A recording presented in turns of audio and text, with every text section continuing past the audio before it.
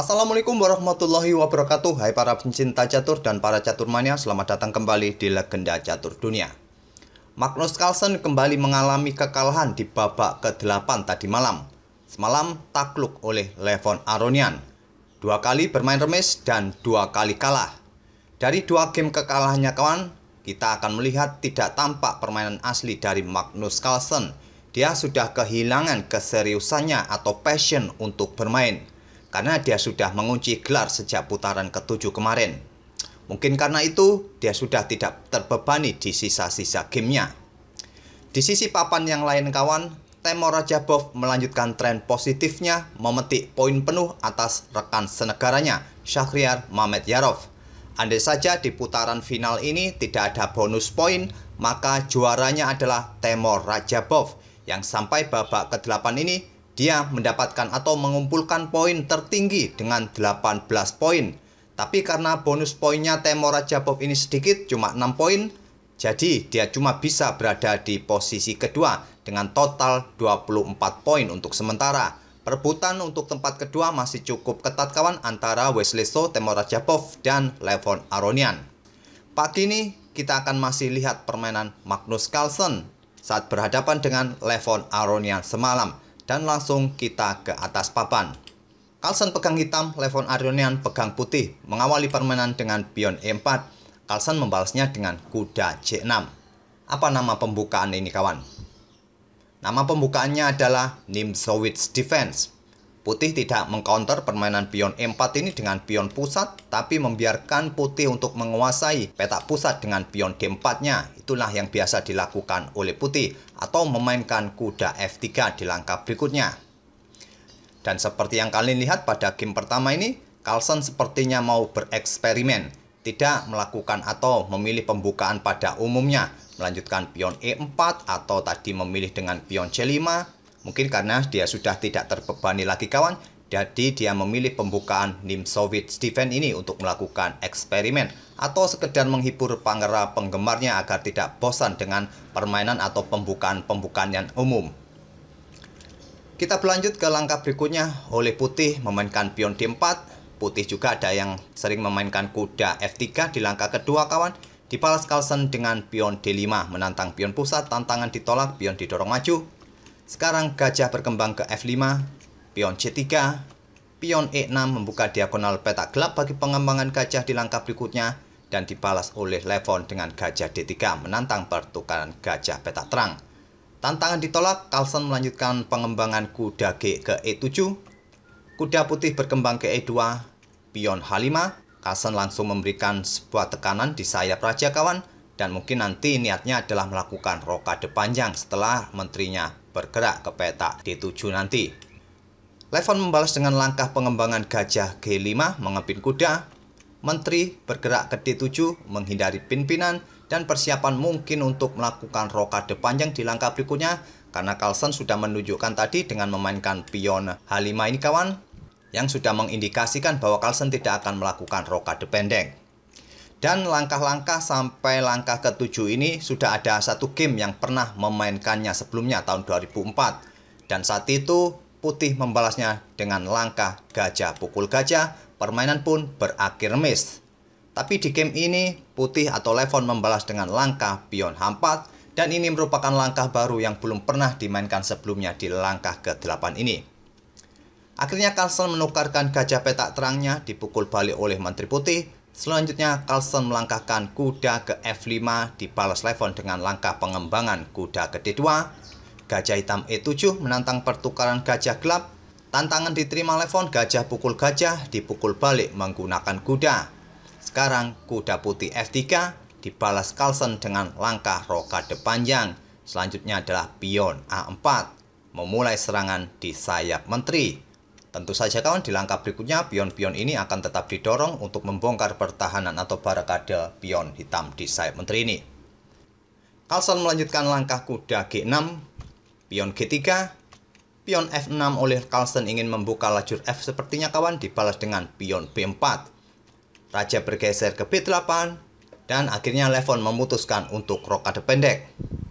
Beteng H digeser ke F8, menggeser betengnya ke lajur F ini karena di lajur H tadi beteng tidak mungkin akan mempunyai lajur yang terbuka kawan, karena di lajur ini ada pionnya yang menghalangi, juga ada pion putih. Jadi lebih efektif memang beteng ini digeser ke lajur F oleh Carlsen. Dan Levon melangkahkan raja ke H2. Menteri hitam bergeser ke F7, persiapan memberikan tekanan bagi lajur F nanti.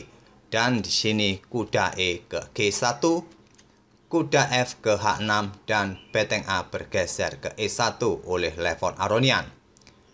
Carlsen melanjutkan kuda ke G4 skat, raja ke G2, sekarang pion F pukul pion E5. Akhirnya Carlsen mulai membuka serangan di lajur F untuk memberikan tekanan bagi kuda. Dipukul balik oleh pion D, selanjutnya menteri ke E8, dan dibalas oleh Levon dengan kuda ke H3. Dan beteng hitam naik ke F5, memberikan pressure bagi pion yang ada di peta E5 ini kawan dengan 3 perwiranya. Dan direspon oleh Levon dengan langkah kuda H ke G5, menempati spot yang cukup aman atau cukup bagus bagi kuda putih ini. Karena di lajur H pion ini sudah maju, dan di lajur F ini pion pun sudah bersih, tidak ada yang bisa mengganggu kuda putih di peta F6 ataupun peta H6. Dan Magnus Carlsen akhirnya memutuskan pukul pion E5. Dipukul balik oleh kuda putih dan dipukul balik oleh kuda hitam. Sementara di langkah ke-24 ini, Carlsen unggul 1 pion. Putih menggeser menterinya ke D4 menghindari serangan kuda, persiapan untuk memukul kuda hitam.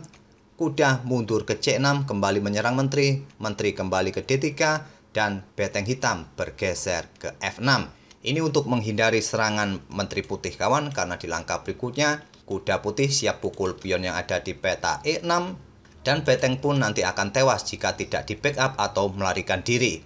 Oleh karena itu terlebih dahulu beteng ini bergerak ke peta F6 untuk memperkuat posisi pionnya. Langkah terbaik bagi hitam pada posisi ini sebetulnya adalah langkah menteri ke peta G6 kawan. Selain untuk memberikan backup bagi pion serta betengnya, juga persiapan untuk memberikan discover check bagi menteri putih ini. Tapi Carlsen lebih memilih menggeser betengnya ke F6, selanjutnya adalah pion B5. Kuda ke A5, menteri putih ke H7, memberikan pressure bagi pion yang ada di peta G7. Carlsen pun tidak memperdulikan pionnya, dia mendorong pion E5. Menteri pukul pion G7, beteng ke F5 menghindari serangan menteri, menteri ke H7, dan beteng turun ke F8 menghindari serangan menteri. Dan sekarang Levon memainkan pion F4 menantang pion hitam, tentu saja ditolak kawan karena nanti hitam bisa kehilangan menterinya.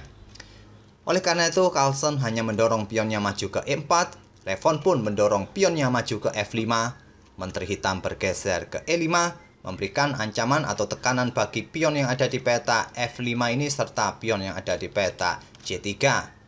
Dibalas dengan Levon memainkan pion F6, mencoba mengorbankan pion F6-nya kawan. Di sini posisi hitam sangat sulit. Andai saja pion putih ini diterima pengorbanannya, beteng pukul pion, selanjutnya putih akan memainkan kudanya ke peta F7 menggarpu menteri serta beteng hitam. Dan apabila beteng pukul kuda, maka hitam akan kalah kualitas perwira. Atau juga pada posisi ini apabila beteng tidak pukul kuda melainkan menteri menghindar ke peta E7, memberikan pimpinan bagi kuda putih ini kawan. Selanjutnya adalah beteng pukul beteng. Setelah dipukul balik, kuda akan pukul beteng, tetap saja putih akan menang kualitas perwira walaupun hitam unggul 1 pion untuk sementara. Tapi dengan komposisi seperti ini sudah dapat dipastikan 95% putih akan menang. Jadi pada posisi ini kawan, pengorbanan pion ini tidak diterima oleh hitam. Magnus Carlsen berpikir cukup lama di posisi ini. Dia berpikir selama 3 menit. Waktu 3 menit cukup lama kawan dalam permainan rapid. Akhirnya Carlsen memutuskan pukul pion C3, membiarkan kuda putih melakukan garbuan kepada kedua betengnya. Tapi Levon terlebih dahulu memainkan pion F7, mencoba mengunci satu beteng agar tidak bisa bergerak ke lajur G ataupun ke lajur E. Walaupun di sini beteng hitam ini bisa saja kawan bergerak ke peta H8, tapi menteri putih bisa bergerak ke peta G6. Tetap saja di langkah berikutnya akan memberikan ancaman kuda ke peta E6 untuk menggarpu beteng, serta memberikan dukungan bagi pionnya untuk maju promosi. Jadi langkah beteng digeser ke peta H8 tidak dilakukan oleh Carlsen. Dia memilih langkah kuda ke C4. Selanjutnya adalah kuda E6 menggarpu kedua beteng hitam. Di sini Carlsen melakukan skak di peta D2. Raja bergeser ke H3. Selanjutnya adalah kuda ke E5. Selanjutnya akan bermanuver ke peta F3. Sudah jelas kawan, dan akan diikuti dengan langkah menteri ke H2 skak mat. Levon memilih pukul beteng yang ada di F8. Kuda ke F3 memberikan dukungan menteri untuk melakukan skak mat, karena raja tidak akan bisa lari ke peta G4 kawan, karena dikontrol oleh pion hitam. Dan tentu di sini kawan, langkah beteng pukul kuda bukanlah pilihan terbaik pada posisi ini. Levon Aronian mempunyai jalan keluar agar tidak kena skak mat. Terlebih dahulu memainkan kudanya ke D7 skak. Kuda ini cukup beracun kawan, dagingnya tidak enak untuk dimakan oleh beteng karena nanti pion akan promosi dan skak, dan selanjutnya ditutup oleh beteng, dan ancamannya adalah skak mat. Jadi daging kuda ini tidak enak. Oleh karena itu Carlsen tidak makan kuda. Dia melanjutkan dengan langkah raja bergeser ke peta A8, dan selanjutnya menteri pukul pion H5. Dan coba perhatikan kawan cuplikan video ini. Terlihat reaksi Carlsen sepertinya tadi tidak menghitung langkah menteri pukul pion H5 ini. Sehingga nantinya walaupun menteri hitam melakukan skak, raja putih masih bisa lari dari kejaran menteri hitam. Dan Carlsen akhirnya memutuskan langkah kuda pukul beteng E1 dan dibalas Levon dengan langkah pion promosi menteri. Di sini di langkah ke-40 Magnus Carlsen resign atau menyerah. Memang cukup menarik kawan apabila kita lihat suatu permainan catur jika kedua pemain memilih permainan yang tidak lazim atau tidak umum. Tapi nyatanya Carlsen pun tidak menguasai pembukaan seperti ini. Jadi tadi sejak di permainan middle game, hitam sudah tertekan oleh permainan putih. Dan apabila pada posisi ini kawan permainan tetap dilanjutkan, mungkin menteri G2 skak, raja bergeser, menteri ke E2 skak, raja bergeser, kuda F3 skak, dipukul oleh menteri, silakan saja kawan, pion pukul menteri ataupun menteri pukul menteri. Nanti menteri putih akan pukul beteng hitam skak mat, atau beteng hitam pukul menteri putih ini kawan. Selanjutnya menteri putih pun akan pukul balik skak mat. Atau di sini hitam bermain dengan langkah menteri D2 skak, raja bergeser, menteri ke F4 untuk menghabiskan waktu, dan menteri pukul menteri, pion A5, menteri pukul beteng skak, dan menteri ke B8 skak mat. Itulah kawan permainan dari Magnus Carlsen yang mencoba bereksperimen dengan pembukaan Nimzowitsch defense untuk menghibur kita tentunya kawan. Semoga permainan kedua pemain tadi bisa menghibur kawan-kawan di pagi ini, dan kita akan bertemu di video-video berikutnya. Terima kasih. Wassalamualaikum warahmatullahi wabarakatuh.